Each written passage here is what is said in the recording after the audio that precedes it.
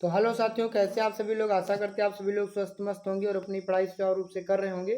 तो इस वीडियो में हम बात करेंगे बीपीएससी टीआरई 4.0 की जो तैयारी कर रहे हैं साथी, उनके लिए साइंस का जो है यहाँ पर प्रैक्टिस सेट हम करवा रहे हैं, जिसमें कि हम आज कराएंगे ये वाला प्रैक्टिस सेट। तो अगर आप किसी भी एग्ज़ाम की तैयारी कर रहे हैं लाइक एनटीपीसी ग्रुप डी, तो आपके लिए साइंस ये हेल्पफुल रहेगी। सीटेट एस्टेट भी कर रहे हैं तैयारी, तो वो भी आपको वीडियो हेल्पफुल रहेगा। चलिए पहला क्वेश्चन देखते हैं कि जठर रस का श्रावण होता है। तो जठर रस का श्रावण कहाँ से होता है? तो जठर रस का होगा जठर ग्रंथियों से। और जठर ग्रंथियाँ कहाँ होती हैं? तो आमाशय में यानी स्टमक यानी पेट में होती हैं। तो इसका राइट आंसर हो जाएगा डी विकल्प। चलिए बढ़ते हैं अगले क्वेश्चन की तरफ। अगला प्रश्न है, दूध में पाई जाने वाली प्रोटीन कौन सी होती है? तो दूध में पाई जाती है केसीन प्रोटीन। केसीन प्रोटीन पाई जाती है दूध में, याद रखना। और ओसिन प्रोटीन पाई जाती है हड्डियों तथा दांतों में पाई जाती है। लैक्टोज पाया जाता है दूध में पाई जाने वाली शर्करा। और ग्लोबिन रक्त में पाई जाने वाली प्रोटीन होती है। अगला प्रश्न है, दूध में उपस्थित केसीन नामक प्रोटीन को कैल्शियम पैरा कैसिनेट में परिवर्तित करने का कार्य कौन सा एंजाइम करता है? तो ये होता है रेनिन एंजाइम, जो केसीन को पचाता है। केसीन नामक प्रोटीन को कैल्शियम पैरा कैसिनेट में बदल देता है। अगला प्रश्न है, आमाशय में प्रोटीन को पेप्टोन व प्रोटियोज में कौन बदलता है? आमाशय यानी पेट में प्रोटीन को पेप्टोन में कौन बदलता है? तो यानी प्रोटीन का पाचन कौन करता है? तो पेप्सिन नामक एंजाइम जो है प्रोटीन का पाचन करता है। अगला प्रश्न है, आमाशय यानी पेट में वसा की पाचन की शुरुआत कौन सा एंजाइम करता है? तो वसा का पाचन कौन करता है? Lipase, जठर lipase. लाइपेज करता है वसा का पाचन। वहीं पर देखते हैं अगला प्रश्न, HCl यानी हाइड्रोक्लोरिक अम्ल का श्रावण आमाशय में स्थित कौन सी कोशिकाओं से होता है? तो HCl ऑक्सिंटिंग कोशिकाएं या फिर पायराइटल कोशिकाओं से HCl का श्रावण होता है, जठर ग्रंथियों में उपस्थित होती हैं। ये सीएल का कार्य क्या होता है? तो जीवाणुओं को नष्ट करना, बिल्कुल सही। टाइलिन के प्रभाव को निष्क्रिय करता है, ये जो है यहाँ पर सही है। और निष्क्रिय एंजाइमों को सक्रिय बनाता है, ये भी सही। उपयुक्त सभी आलापदा एवं यहाँ पर राइट आंसर हो जाएगा। अगला प्रश्न है, आमाशय में पाचन के बाद भोजन को किस नाम से जाना जाता है? तो इसमें जो है काइम के नाम से जाना जाता है इसको। आमाशय में पाचन के बाद पेट में जे आकार की जो संरचना होती है यहाँ पर इस तरीके से, और इसमें भोजन जब पच जाता है तो उसको हम लोग कायम कहते हैं। आमाशय में पाचन के बाद भोजन को कायम कहा जाता है। और मुंह में जो भोजन पच जाता है, लार मिल जाती है, उसको हम लोग बोलस कहते हैं। ठीक। आमाशय को HCl के प्रभाव से बचाने का कार्य, स्वपाचन के बचाने का कार्य कौन करता है? तो ये कौन करता है? श्लेष्मा। भाई HCl अम्ल क्या करता है? पेट में यहाँ पर उत्पन्न होता है और पेट की दीवारें जलने ना पाए, इसलिए श्लेष्मा यानी म्यूकस जो है उसकी रक्षा करता है। निम्न में से कौन सा एंजाइम केवल बच्चों में स्रावित होता है 8 वर्ष तक? तो ये रेनिन एंजाइम बच्चों में स्रावित होता है, जो कि क्या करते हैं? दूध में उपस्थित केसीन नामक प्रोटीन का पाचन करते हैं। ठीक, तभी वो दूध को पचा लेते हैं, और बड़े लोग ज़्यादा दूध को पचा नहीं पाते। भोजन का सर्वाधिक पाचन व अवशोषण कहाँ होता है? छोटी आंत में होता है सबसे ज़्यादा पाचन, और वहीं पर अवशोषण पोषक पदार्थों का होता है छोटी आंत के कौन से भाग में? इलियम वाले भाग में होता है। छोटी आंत का कौन सा भाग आमाशय से जुड़ा होता है? ये आमाशय है, और आमाशय से यहाँ पर ये छोटी आंत हो गई। छोटी आंत से यहाँ पे कौन सा भाग जुड़ता है? छोटी आंत का कौन सा भाग आमाशय जुड़ता है? छोटी आंत की स्टार्टिंग में कौन होती है? डिओडेनम, और फिर जेजुनम, और फिर इलियम। Duodenum, jejunum, ilium. तो छोटी आंत की कौन सा पार्ट? ग्रहणी यानी डिओडेनम जिसको बोलते हैं। और ये जो क्या होता है आमाशय के 3 भाग होते हैं, कार्डियक भाग, फिर फंडस भाग, और फिर पायरोलिक भाग।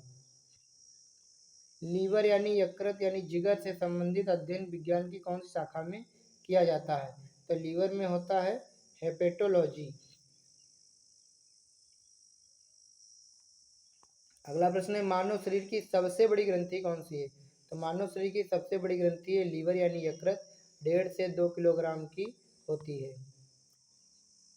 सबसे छोटी ग्रंथि पूछे तो पीयूष ग्रंथि, अगर ऑप्शन में पीनियल है तो पीनियल ग्रंथि। और सबसे बड़ी अंतःस्रावी ग्रंथि कौन सी है, तो वो थायराइड ग्रंथि है। और दूसरी सबसे बड़ी ग्रंथि कौन सी है, तो अग्नाशय है, जो कि एक मिश्रित ग्रंथि है। निम्नलिखित में से कौन सा कथन लीवर से संबंध में गलत है। पित्तरस का स्राव पित्ताशय से होता है, गलत है। पित्ताशय में तो पित्तरस क्या होता है, इकट्ठा होता है। लीवर से पित्तरस का स्राव होता है, बिल्कुल सही। यकृत कोशिकाएं कैरोटीन से विटामिन ए का संश्लेषण करती हैं, भी सही। अमोनिया से आर्निथी चक्र के द्वारा यूरिया का निर्माण लीवर में होता है, ये भी सही है। कुप्फर कोशिकाएं कहाँ पाई जाती हैं, ये भी जो है कुप्फर माने भक्षकाण कोशिकाएं जो पाई जाती हैं लीवर में। कहाँ पाई जाती हैं, लीवर में। अगला प्रश्न है आप सभी के सामने, किसे पूर्ण पाचक रस की संज्ञा दी गई है, तो अग्नाशयी रस को, पैनक्रियाटिक जूस को पूर्ण पाचक रस की संज्ञा यहाँ पर दी गई है, अग्नाशयी रस को। पित्तरस का संग्रहण या संचित कहाँ पर होता है, तो पित्तरस पित्ताशय में यानी गाल ब्लैडर में एकत्रित होता है। इसका राइट आंसर सी विकल्प हो जाएगा।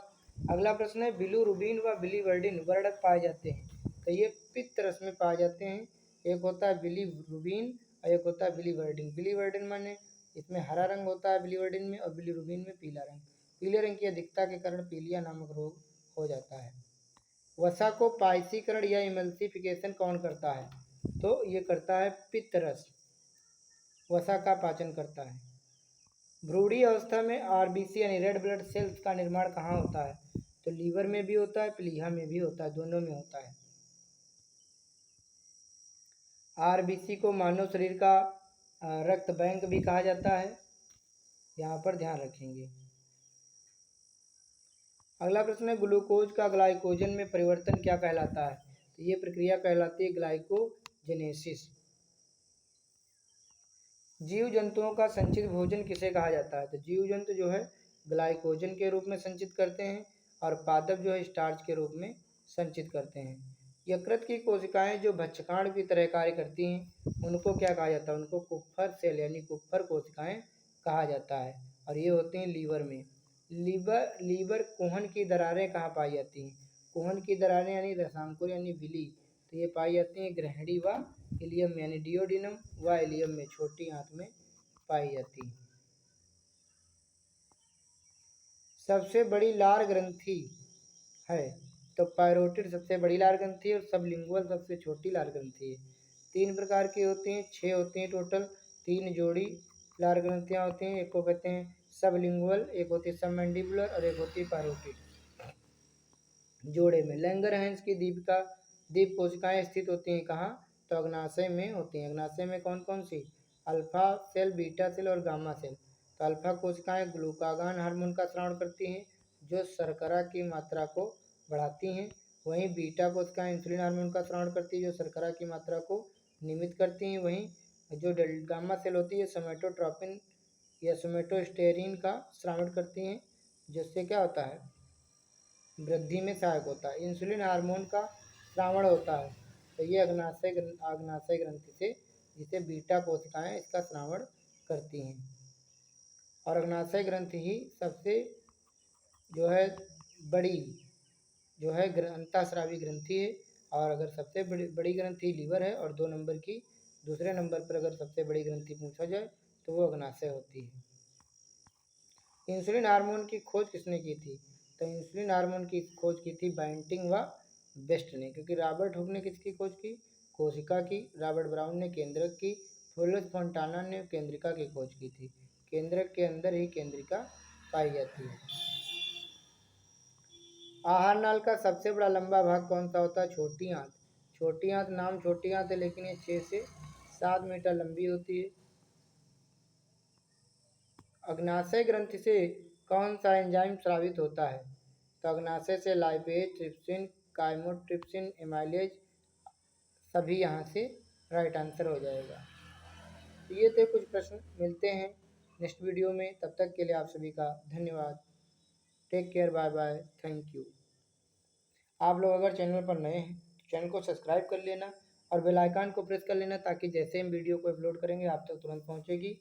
और अगर आप प्लेलिस्ट में जाएंगे तो वहाँ पर ढेर सारे वीडियो BPSC 4.0 के पड़े हुए हैं, तो आप वहाँ पे जाके अपना तैयारी अपनी सुचारू ढंग से कर सकते हैं अच्छे से। धन्यवाद।